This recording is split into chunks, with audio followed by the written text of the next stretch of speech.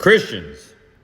And my brother here who says, we are in control of our choices, citing Deuteronomy chapter 30, verse 19. Then he says, which is why we are responsible for them and accountable. We reap what we sow. It is true that we do reap what we sow. But here, if I may, let me disagree with you on this. We are not in control of our choices. In fact, choices have nothing to do with us at all. And here's what I mean. Choices in verse 19 of Deuteronomy 30 is life and death. Those are the options. Those are the choices. Choices are options. Choices are the elements from which you make selections. So God gives choices. He is the one in control of the choices. And in this case, when it comes to salvation, the choices are life or death. Those choices are presented by God. God is in control of those choices.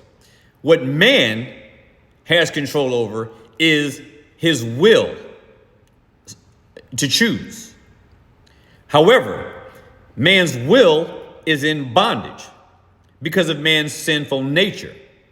And because man's will is in bondage to a sinful nature, all of his choices will be amongst that which is evil, that which tends to death.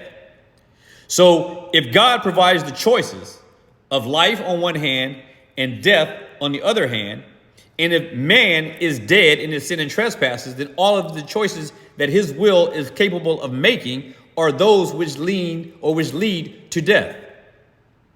The unregenerate sinner can never choose life. It's impossible. No man can choose life because of his sinful nature. So if your nature is sinful, all the choices that you make will be choices that benefit and that reward the sinful nature, that will titillate the sinful nature. Sinful men cannot choose righteous things. It's impossible. Sinful man with a sinful nature cannot choose godly things requiring a godly nature. If you have no godly nature, you cannot choose godly things. Because men only have a sinful nature, they will only ever choose from among the choices that are presented by death. Be provoked and be persuaded.